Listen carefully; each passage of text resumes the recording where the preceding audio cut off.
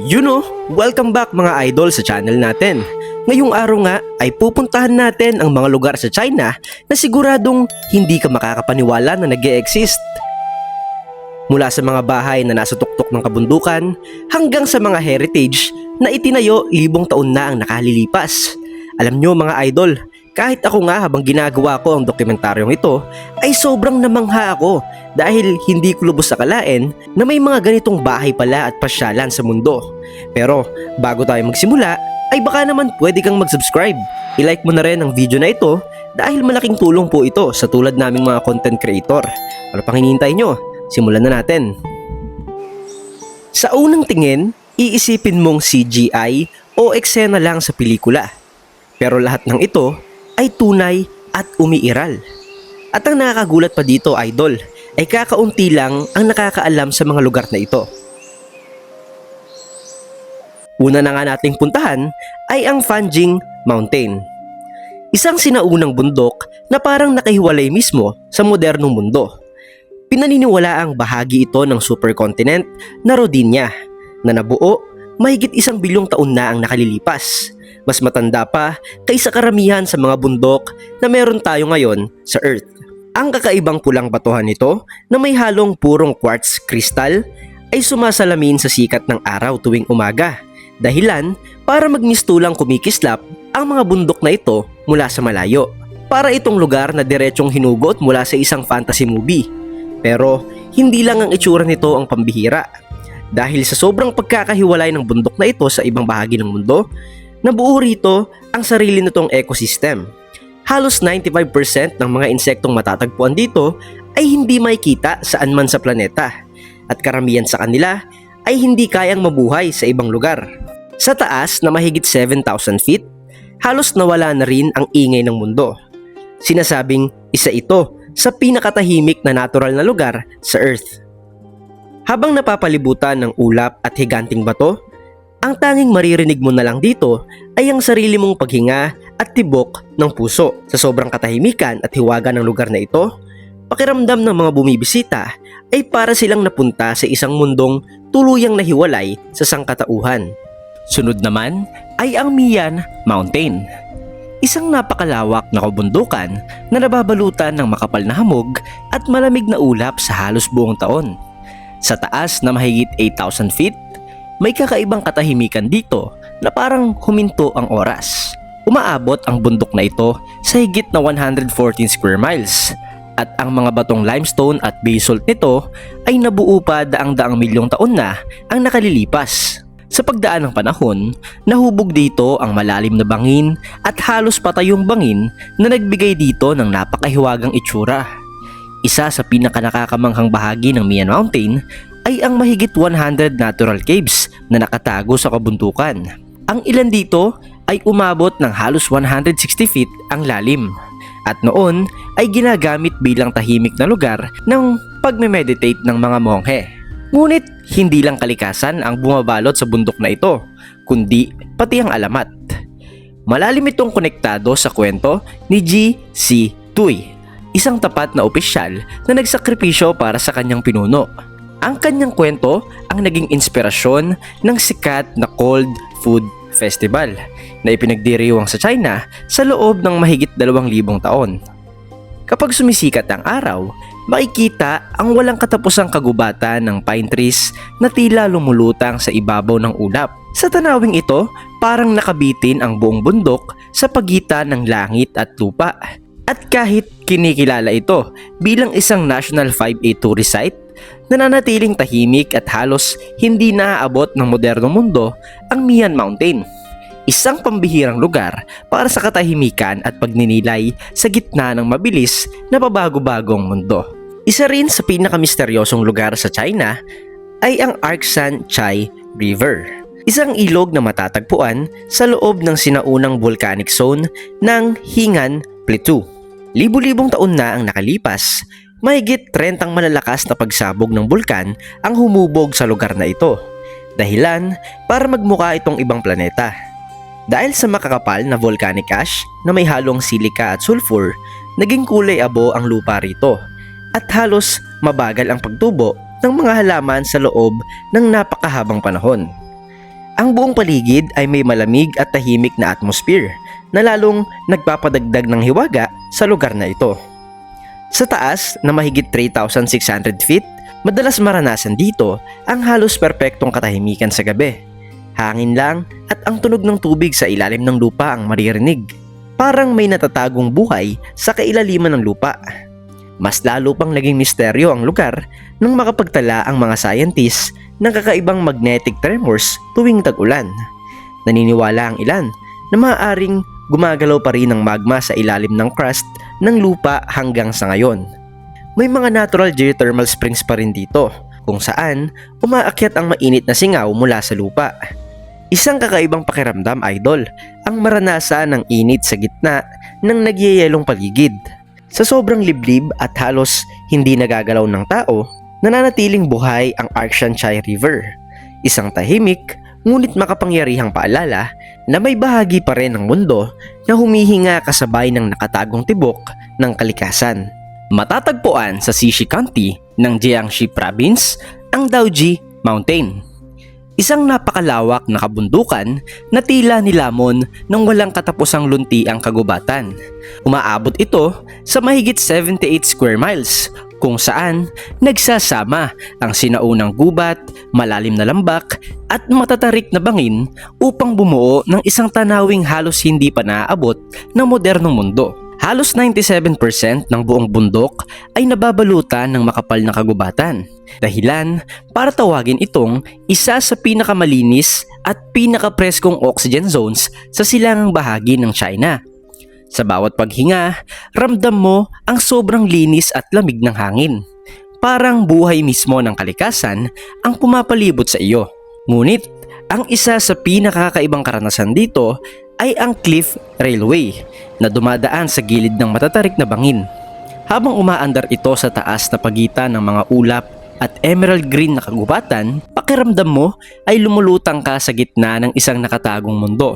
Sa loob ng nature reserve na ito, ay matatagpuan din ang mahigit 7,400 acres na virgin forest. Mga kagubatang halos hindi pa naaapakan ng tao. Tahanan din ito ng mahigit 200 na bihira at protektadong species ng hayop. Marami sa mga ito ay matatagpuan lamang sa China. Sa Daoji Mountain, hindi lang tanawin ang makikita mo, kundi isang buhay na mundong nananatiling dalisay sa kabila ng mabilis na pagbabago ng modernong panahon. Isa sa pinaka-nakakakilabot ngunit pinakamagandang bundok sa China ay ang Baishi Mountain. Isang kabundukang nabuo mula sa sinaunang puting marble at dolomite na mahigit 700 milyong taon na ang tanda.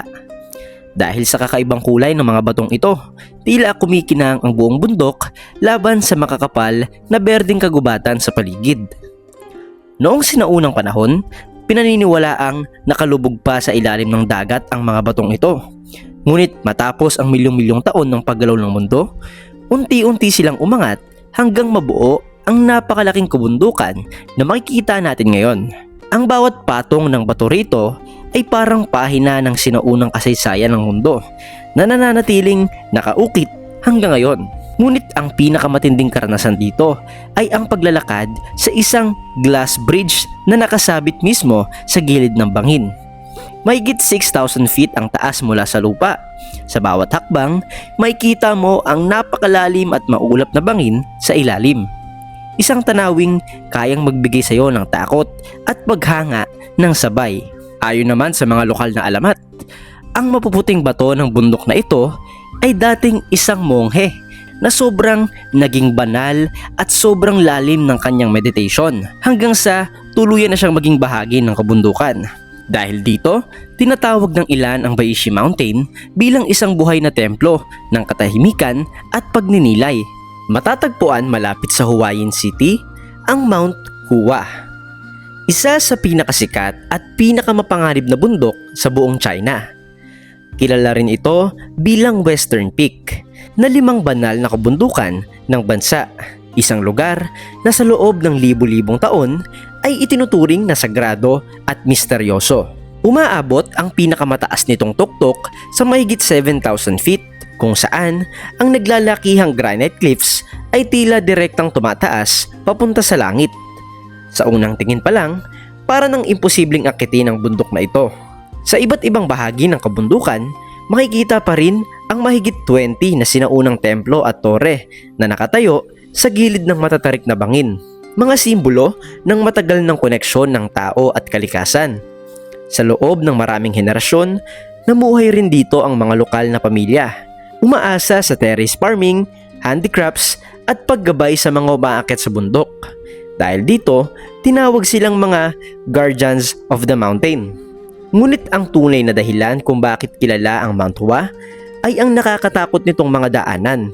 May mga bangin dito na mahigit 45 degrees ang tarik, dahilan para maramdaman ng mga climbers na para silang naglalakad sa pagitan ng dalawang pader ng langit. At syempre, narito rin ang sikat na plank walk in the sky. Isang makitid na kahoy na daanang nakakabit lang sa gilid ng napakataas na bangin. Sa bawat hakbang, literal mong mararamdaman ang hangganan sa pagitan ng takot at kalayaan. Isang maling galaw lang at bangin na ang nasa ilalim mo. Sa Tianmen Mountain, sa Zhangjiajie, Hunan, matatagpuan ang isa sa pinakakahangahangang likas na tanawin sa China. Isang bundok na umabot sa mahigit 4,900 feet ang taas at kilala sa natural na arko sa tuktok nito, ang tinatawag na Gate of Heaven.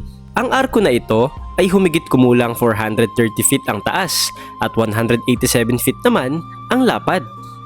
Nabuo sa loob ng mahigit 200 milyong taon ng pagguho at paggalaw ng lupa para itong higanting pintuan na nag-uugnay sa lupa at langit. Isang simbolo ng kapangyarihan ng kalikasan na humubog sa ating mundo. Sa ilalim ng bundok na ito, ang limestone core nito ay puno ng sinaunang marine sediments. Patunay na ang lugar na ito ay minsang nasa ilalim pa ng dagat.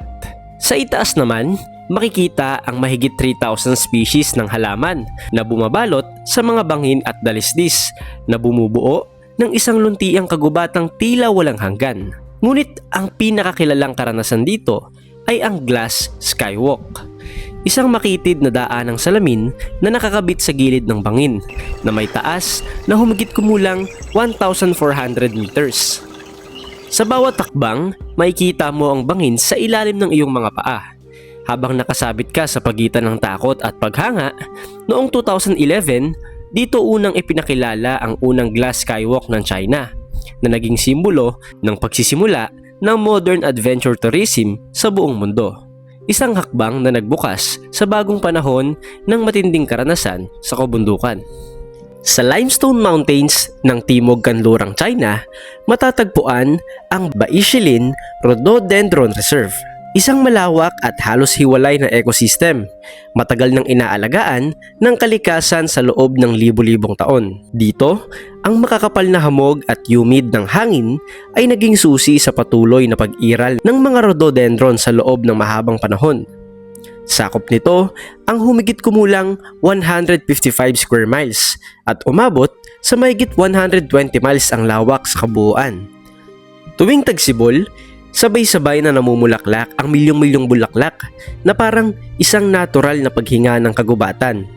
Ang siklong ito ay sinusuportahan ng natural na daloy ng hangin at moisture mula sa ilalim ng lupa na dumadaan sa mahigit 300 sinkholes sa ilalim ng kabundukan. Mas lalo pang naging kakaiba ang lugar ng matuklasan ng mga siyentipiko ang mga bihirang soil microorganism dito na dito mo lamang matatagpuan. Mga organismong mahalaga sa tuloy-tuloy na palitan ng mineral sa pagitan ng ugat ng halaman at limestone layers. Sa kabuuan, ang Baishilin Rhododendron Reserve ay hindi lang simpleng kagubatan ng bulaklak, isa itong buhay na talaan ng ebolusyon. Isang tahimik ngunit makapangyarihang paalala ng sinaunang alaala ng ating mundo. Sa isang liblib na bahagi ng Gansu, matatagpuan ang Maijishan Grottos. Isang kakaibang bundok na pulang sandstone na may taas na humigit kumulang 500 feet. Inukit at binuo ng kamay ng tao sa loob ng mahigit 1,000 taon. Mula pa noong ika-4 na siglo, mahigit 200 caves at 10,000 clay statues ang inukit dito na bumuo sa isa sa pinakamalaking sentro ng relihiyong sining sa buong Asya. Para itong nakatagong museo sa loob ng bundok, puno ng kasaysayan at pananampalataya. Ang ilan sa mga kuweba ay matatagpuan mga 200 feet sa itaas ng lupa, kung saan ang mga sinaunang manggagawa ay nakasabit pa sa lubid habang naguukit. Ang mga estatwa rito ay ginawa gamit ang clay at hinuluan ng silika at plant fibers, dahilan kung bakit nananatili silang buo sa loob ng maraming siglo. Noong taong 734, isang malakas na lindol ang sumira sa ikatlong bahagi ng silangang mga kuweba. Ngunit sa halip na tuluyang mawala, muling itinayo ito ng mga sumunod na dinastiya. Pinagsama ang iba't ibang estilo ng sining sa paglipas ng panahon. Sa ngayon, nananatili ang Maijishan sa tahimik na katahimikan, isang bundok na hindi lang bato at tupa, kundi buhay na saksi ng sining, pananampalataya at kasaysayan na nakaukit sa loob ng libu-libong taon. Sa Timog China, matatagpuan ang Mingsha Mountain, isang kabundukang umaabot sa humigit kumulang 5,700 feet ang taas, at kilala sa kakaibang hugis nitong parang nakatagong crescent na nakabalot sa makapal na lupa. Sa ugat nito, ang hangin ay may sobrang dami ng negative ions, umabot sa mahigit 70,000 kada cubic centimeter, halos 30 times na mas mataas kaysa normal na standard. Dahil dito, ramdam ng mga bisita ang kakaibang gaan ng pakiramdam at sigla habang humihinga.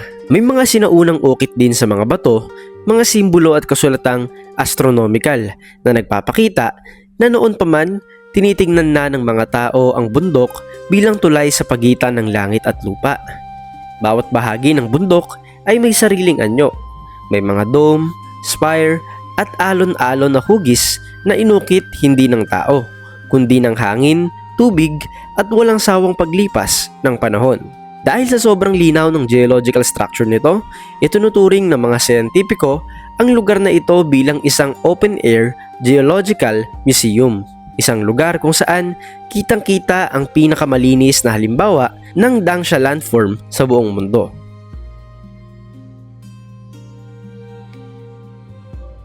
At dyan nagtatapos ang video natin ngayong araw mga idol. Maraming salamat sa pakikinig. Pwede mo bang i-comment kung ano ang lugar na pinaka nagustuhan mo sa ating napag-usapan? Huwag kalimutang mag-iwan ng like, subscribe at i-hit mo na rin ang notification bell para updated ka sa mga susunod nating upload kagaya nito. Hanggang sa muli, paalam!